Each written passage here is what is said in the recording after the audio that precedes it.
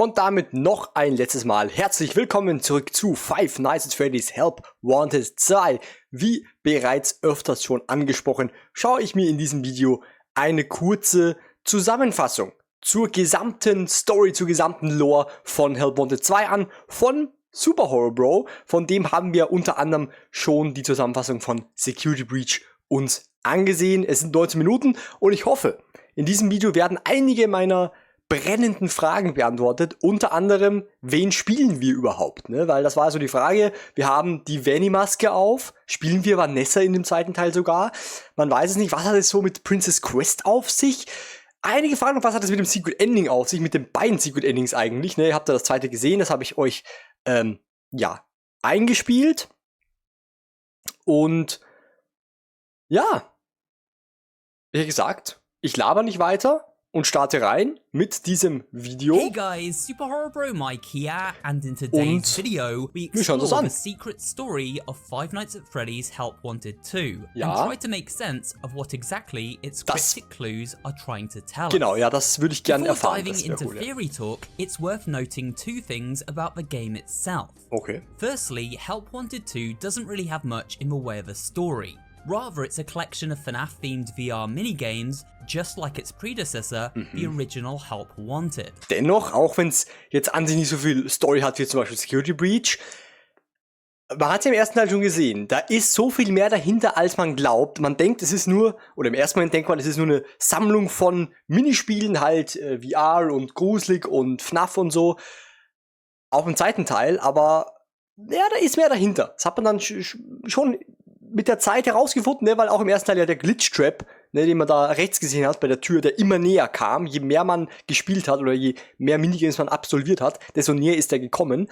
Und haben schon gemerkt, ja, da ist noch was dahinter irgendwie. Das heißt, ja, er hat recht, an sich ist es storymäßig jetzt nicht so groß wie zum Beispiel jetzt die älteren FNAF-Games, wo es immer diese Zwischensequenzen gab, wie zum Beispiel bei FNAF 4 oder jetzt Security Breach. Dennoch, ja, es ist subtil, sehr viel, denke ich, dabei. Auch beim zweiten Teil. However, where Help Wanted 1 did contain a fair bit of story-related information relayed to the player via a series of hidden audio logs, Help Wanted 2 contains only das hier. Will ich erfahren, was es hiermit auf sich hat. Two brief cutscenes, neither featuring much in the way of dialogue. Rather than continuing the story of Security Breach and the previous Help Wanted game, this sequel seems to instead act as a vehicle. Klar, das haben wir ja, das habe ich auch schnell herausgefunden.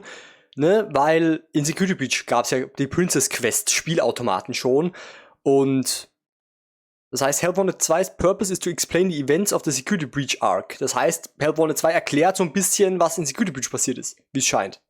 Okay. To confirm our previous speculation on certain plot points from Steelwall's FNAF series. If we connect the dots and do a little theorizing based on clues found throughout our adventure. Secondly, much like the original Help Wanted, I don't believe this game is telling a literal story. What I mean by this is that the events in this game aren't unfolding in real time with an actual protagonist, as we see in mainline titles. Instead, the imagery shown symbolizes things happening throughout the modern FNAF timeline, specifically in relation to Security Breach and Ruin. So, with this information in mind, let's recap the events up to this point. Here is my interpretation of the story so far. Ja, natürlich wieder an der Stelle erwähnt, es ist, also auch gerade gesagt, seine Interpretation. Es gibt wahrscheinlich keine fixe Storyline, wo auch Scott Cawthon sagt, ja, das ist wahr, so ist es. Es gibt halt sehr viele Spekulationen. Das war ja auch bei Security Breach so, wo man spekuliert hat, ja, ist es vielleicht Michael Afton im Körper von Freddy gefangen oder so, oder seine Seele ist im Körper von Glamrock Freddy, Rockstar Freddy gefangen. Da hat man überlegt. Und ich denke, es ist bei FNAF Help Wanted 2 auch so. Es gibt keine fixe, keine wahre Story dahinter. Aber wir schauen mal, was er hier so zusammengetragen hat. Der liebe Super Horror Bro. The story so far. Kleiner Recap ist auch sicher mal ganz gut. Help Wanted 1 introduced us to Glitchtrap, who we now know to be the Mimic, and explained how this corrupt malware AI became sentient, feeding off of information gathered from the scanned circuit boards of previous Fazbear animatronics during the creation of the VR game. Someone was definitely here during the night. It had to have been the client. I mean, they sent us that stuff in the first place with no explanation, told us to scan it, said it would expedite the process so we wouldn't need to program any pathfinding ourselves. It was just junk. Circuit boards and things like that. Looked pretty old. Somehow, though, there was usable code on some of it. It seemed to take hold by itself. Things started changing. One of these circuit boards belonged to Springtrap and contained the memory of William Afton, whose evil past then influenced the artificial intelligence, causing... Und so hat halt William Afton noch immer überlebt. Nach all dieser Zeit, er hat es einfach nur überlebt in Form einer Speicherkarte. Seine Erinnerungen sozusagen. ...it to mimic Afton's behavior and desires, therefore creating Glitchtrap.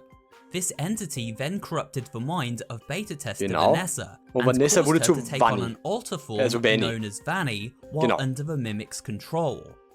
Ja, This is so weit sind wir, glaube ich, uns einig. So weit bin ich auch noch mitgekommen. Das heißt, Glitchtrap ist halt so eine Kreation von von William Aftons Gedanken sozusagen. Er ist inspiriert. Das heißt, er ist, wenn man so will, William Afton. Glitchtrap ist William Afton. Ist so die Fortsetzung von Springtrap. Deswegen auch der Trap im Namen wahrscheinlich. Denke ich mir jetzt mal Springtrap, Glitchtrap. Und Glitchtrap hat Vanessa beeinflusst, wodurch sie dann, haben wir auch bei Security Breach gesehen, wodurch sie dann Vanny wurde. Genau, so weit sind wir noch am Start. Presented in typically cryptic FNAF fashion via a series of arcade Und Princess Quest hat diese Storyline uns näher gebracht, weil in Princess Quest haben wir Vanessa gespielt, was man natürlich nicht so richtig erfahren hat, aber man hat sich's dann irgendwie zusammenreimen können. Games known as Princess Quest. In this game we play a blonde princess, who symbolizes Vanessa imprisoned within a glitching world full of rabbit-themed dangers. Vanessa, now under the control of Glitchtrap, became Vanny whenever the entity called upon her for assistance, and while under this control, infiltrated Fazbear Entertainment's newly found Mega Pizzaplex and spread the Mimic's AI into its systems. This causing the animatronics to become corrupted and attack poor Gregory, an orphan child who found himself trapped inside the building after hiding from security after hours. However, against all odds, Gregory, with the help of Glamrock Freddy, managed to free Vanessa from the Mimic's influence, and by the end of Security Breach, all three escaped the Pizzaplex unscathed. Well, aside from Glamrock Freddy, who now lives on as a head after a brutal encounter with a horde of corrupted staff bots. The Pizzaplex closed shortly after due to an earthquake that rocked the building. Yet another instance of Fazbear Entertainment damage controlling and trying to hide their negligence. Anything to avoid a potential lawsuit. The building lay dormant for a long time and fell into a state of ruin. Later, a young girl named Cassie snuck into the derelict ruins of the Plex after being summoned there by her friend Gregory.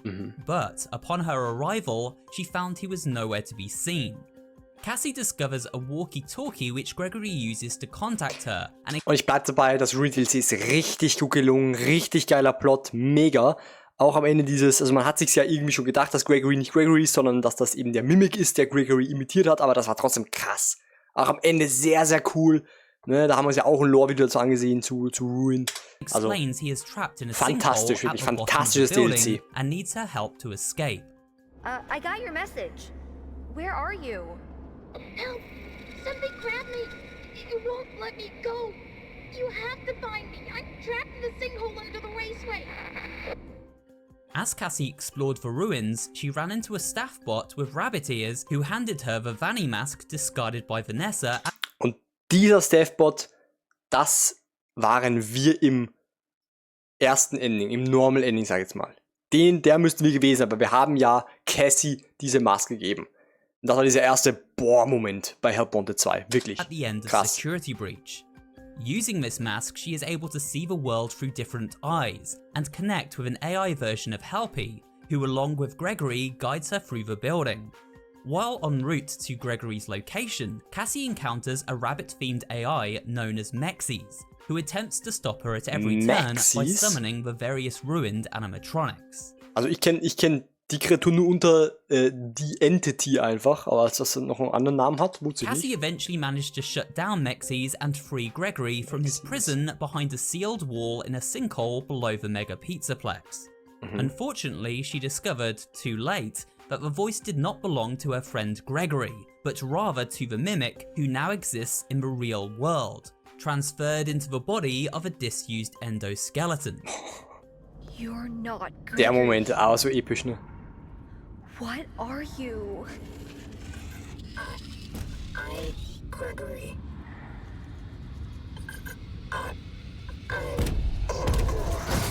Cassie, get out of here! Roxy!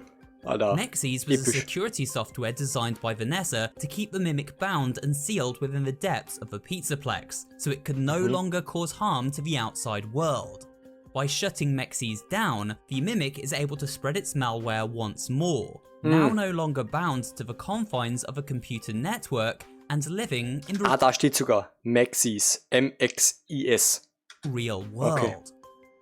The real Gregory gets in touch with Cassie and explains his friend has access to the building's maps, suggesting that this friend is Vanessa, an ex-employee of the Pizzaplex who escaped with him in the previous game.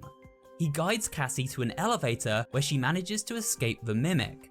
However, as the elevator ascends, Gregory explains that he can't risk the mimic escaping and so plunges Cassie to her doom. It is unclear if this is actually Gregory's doing or once again the trickery of the mimic impersonator. Ja, da haben wir auch lange drüber diskutiert, wie ich wie ich mir das Lore-Video zu Ruin angesehen habe, weil das Ending WTF. Also wenn es wirklich Gregory war, der einfach seine Freundin getötet hat, WTF, Gregory, warum? Aber ja, man wird's wohl nie Well, erfahren. that's the story so far. Now let's dig into how Gut. Help Wanted 2 helps confirm some of these theories and Schaut mal solidifies the richtig rein story hier. of the Security Breach games. Who is the protagonist? Ja, das ist die Frage. Die Frage aller Fragen. We now know that the player avatar in the original Help Wanted symbolized Vanessa and her first interactions with Glitchtrap, Tatsächlich. aka the Mimic. Also warte, im ersten Teil hat man schon Vanessa gespielt. Da bin ich echt gespannt, ob wir im zweiten Teil jetzt auch So, Vanessa who does gespielt the haben. protagonist of Help Wanted 2 represent? Well, based on the evidence at hand, it seems most likely that the person we are playing in this new game is none other than Cassie's father. Let's Was? Cassies Vater? Lol. Okay, ich hätte wirklich gedacht, Vanessa ist es, aber Vanessa haben wir im ersten Teil schon gespielt. Okay, das will ich jetzt aber bitte begründet haben. take a look at why we can come to this conclusion. Ja.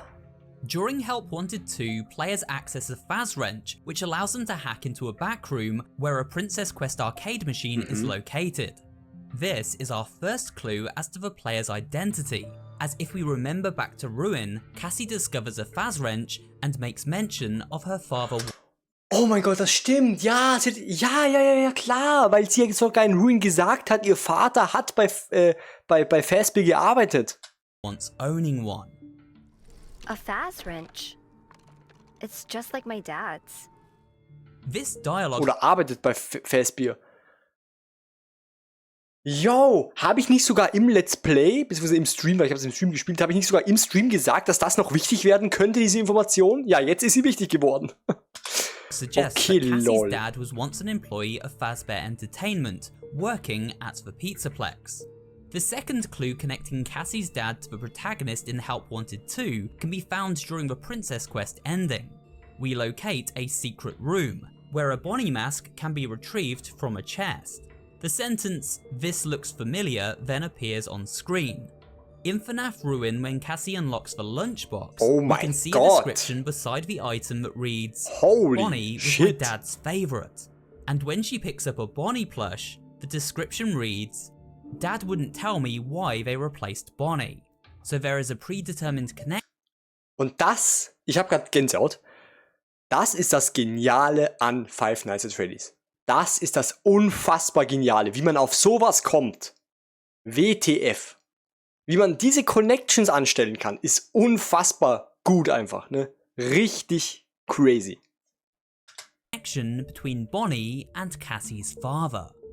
Also, the fact Cassie uses past tense when referring to her father, using the word was instead of is, implies that he is no longer around, and either died or disappeared. Now consider this. How exactly does Cassie know Gregory? My theory is that Cassie lost her mother and was under the sole care of her father, who then one day went missing himself. She then became orphaned and met Gregory at a local orphanage. This is reflected in the cutout we find in Ruin, where Gregory is consoling Cassie, perhaps because she had recently lost her father. We'll get to Cassie's father's disappearance when discussing the ending of Help Wanted 2, as I believe one of the endings explains exactly what happened to him. Finally, during the Phaser Blast minigames, the Carney speaks the following line of dialogue after completing each round. You look like you got kids. Win a prize for the little one. Now this is... Oh mein Gott, ist das gut. Ist das genial. Es macht Sinn. Aber ich wäre da niemals drauf gekommen im Let's Play, dass wir Cassies Vater spielen. Das macht komplett Sinn. Klar. Aber da drauf zu kommen, ist schon krass. The protagonist indeed has a child, and as few things in the FNAF-verse are rarely a coincidence. The most likely connection is to tie the player character to Cassie, the last kid we played as in the previous mainline game. Yeah. If we really want to go into conspiracy theory territory, we can even make the connection to Cassie's dad adopting Gregory. The Carney mentions kids, plural. So perhaps Cassie's father adopted Gregory, explaining how Cassie first met him. Ja, das sind wirklich Conspiracy. Deciphering the Candy Cadet Stories. Ja, das ist auch nochmal eine Sache. Der Candy Cadet ist immer so let's take mysteriös. A look at another cryptic series of messages, this time coming from Candy Cadet. By feeding Faz coins into the change machine beside Candy, we are told two different stories. Yeah. Here is the audio for story number 1. Now I will tell you a story about a family that missed the most important opportunity in their lives. It was a limited time offer that included a family-style pizza with all their favorite toppings. It also came with a side of fries, mozzarella sticks, extra-large soft drinks and a toy surprise. It was only $49.99 while supplies lasted. They did not purchase the food and they all died.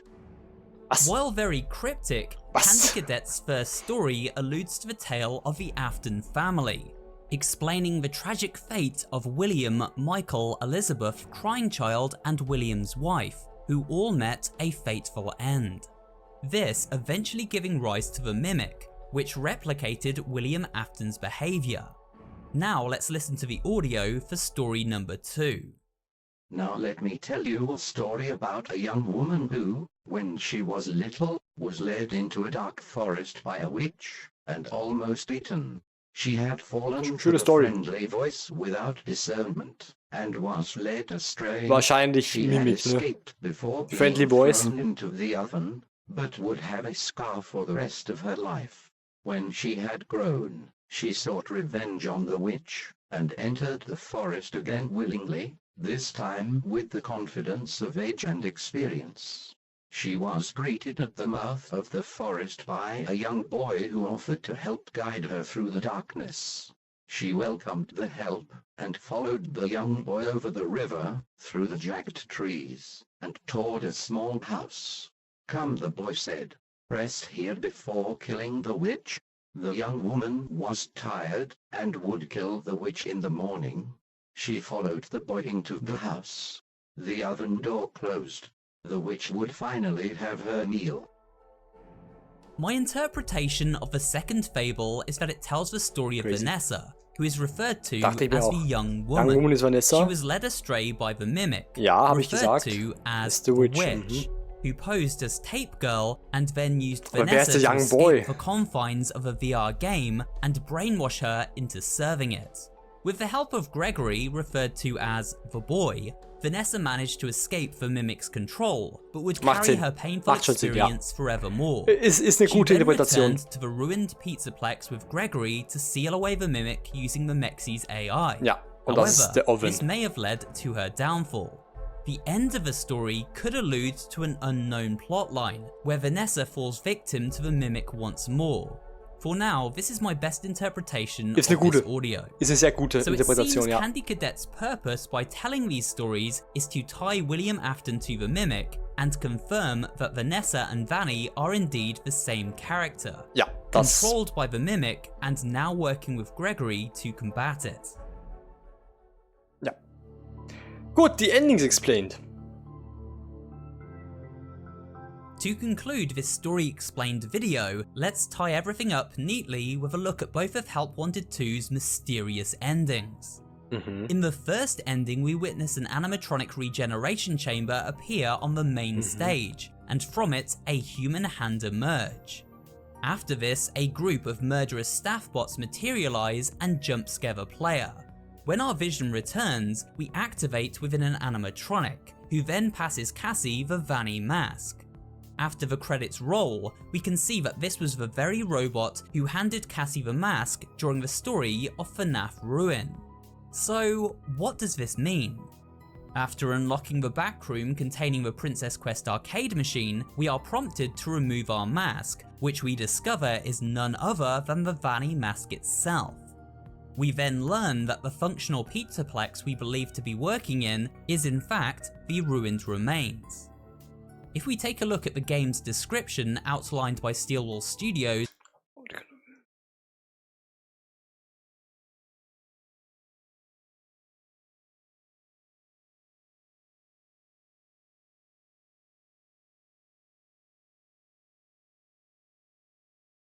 Wondering why you're the only human employee left.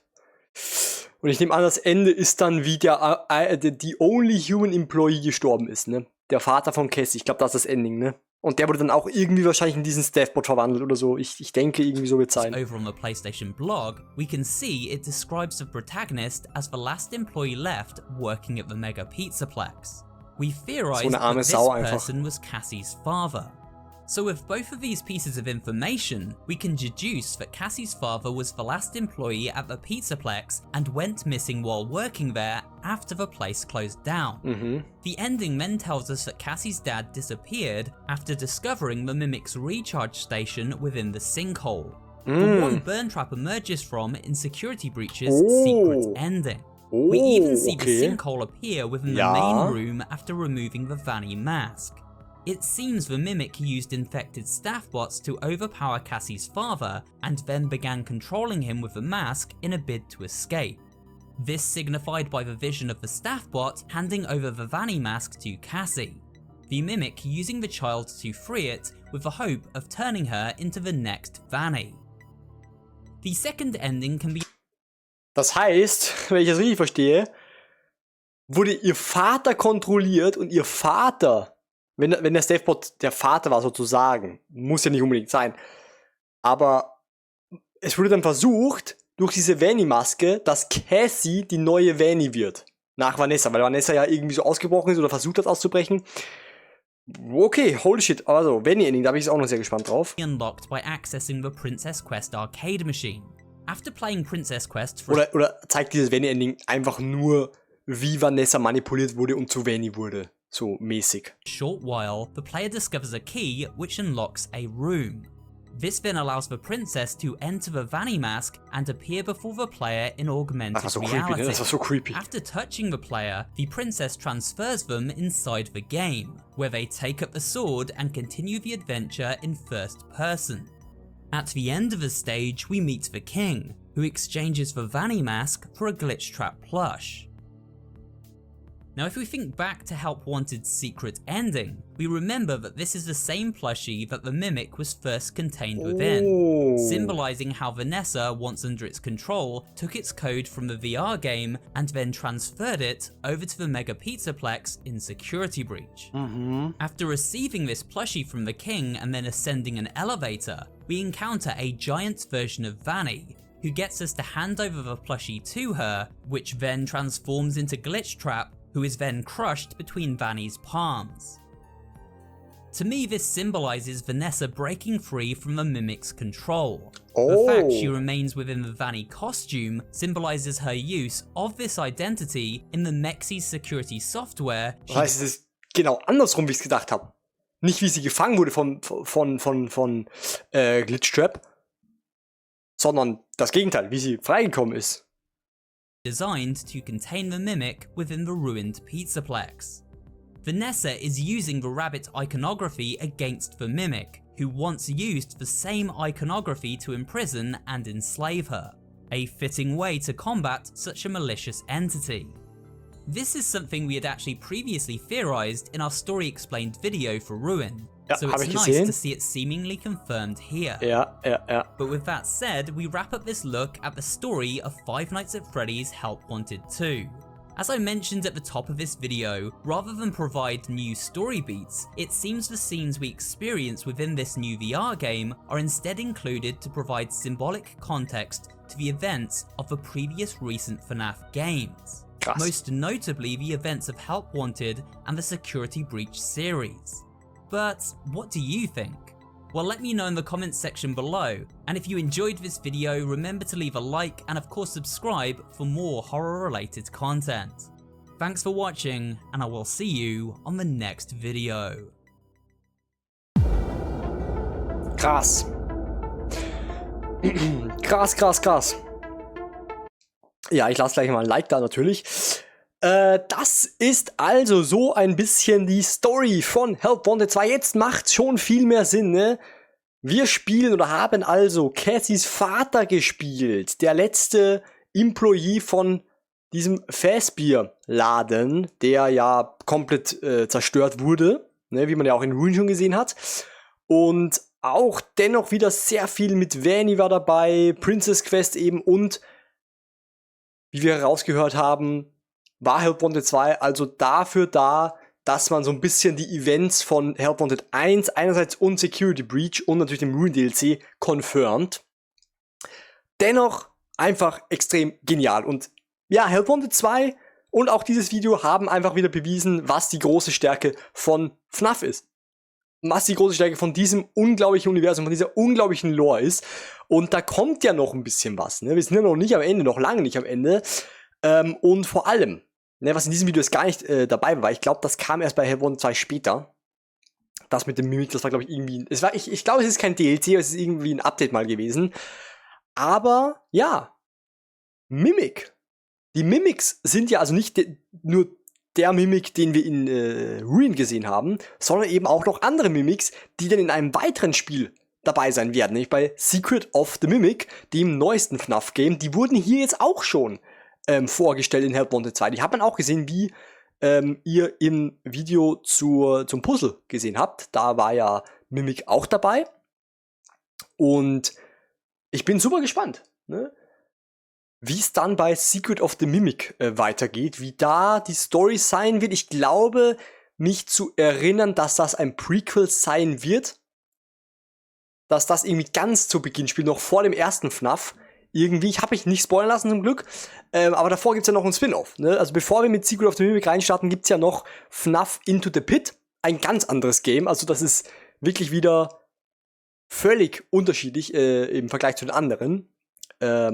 Werde ich mir natürlich auch anschauen und dann ein bisschen rätseln, wie das in die Lore hineinpasst. Aber ja, für dieses Let's Play war es erstmal. Ich finde es immer sehr schön, mit so einem Lore-Video das ganze Let's Play abzuschließen. Ich bedanke mich sehr fürs Zusehen. Ich habe gesehen, dieses VR-Let's Play ist gefeiert worden. Das hatte nämlich bei einigen Videos relativ viele Aufrufe für meine Verhältnisse, also im Vergleich zu anderen Videos, ne, im Bereich von 20 bis 30 Aufrufen teilweise sogar, also da bedanke ich mich sehr. Ist scheinbar gefeiert worden und ich habe es auch gefeiert. Also auch wenn ich hier und da Probleme hatte mit VR-Setup, aber insgesamt habe ich jetzt ein geniales Spiel gefunden, ne? So viele Gänsehautmomente, so viele Mindfuck-Momente, ne? Allein in dem Moment, wo man die Maske abnimmt, so genial. Oder auch dieses Princess Quest am Ende, also mega geniales Game. Ja, Scott Cawthon und Steelwool Studios haben einfach wieder gezeigt, ja, wie es geht. wie man richtig geile Games macht. Und ich bin super gespannt, wie es da in Zukunft noch weitergeht mit FNAF. Wie gesagt, 2 Games sind ja schon draußen. Into the Pit, das Spin-Off und dann Secret of the Mimic. Das wird ja auch wieder ein First-Person-Game. Also First-Person-Horror-Game sein, da bin ich sehr gespannt. Habe ich mich zu beiden nicht so sehr spoilern lassen. Ich habe Into the Pit vor ein paar Jahren, glaube ich, mittlerweile, weil das Spiel ist ja auch schon wieder ein paar Jahre draußen. Ich habe es mal beim Markiplier gesehen, aber ich kann mich nicht mehr so krass daran erinnern. Und Secret of the Mimic habe ich gar nicht gesehen. Also habe ich mich wirklich null spoilern lassen. Und ja, ich bin gespannt. Ich weiß noch nicht, wann ich da rein starte, ne? Ich habe gerade wirklich ganz viele andere Let's Plays am Laufen oder geplant. Das heißt, mit FNAF werde ich ein bisschen, ne? Aber ich denke, dieses Jahr werde ich auf jeden Fall mit Into the Pit noch reinstarten. Und vielleicht mache ich das sogar im Stream. Also ich glaube, Secret of the Mimic werde ich aufnehmen, das werde ich nicht im Stream spielen, aber ich glaube, Into the Pit könnte ich mir vorstellen, dass wir das im Stream sogar spielen. Das heißt, gerne auf twitch.tv/geilerlelek vorbeischauen, wenn ihr da live dabei sein wollt oder generell. Und ja, jetzt wirklich vielen Dank für alles, fürs Klicken, fürs Liken, fürs Kommentieren, fürs dabei sein. Und wir sehen uns dann beim nächsten Let's Play wieder. Ciao!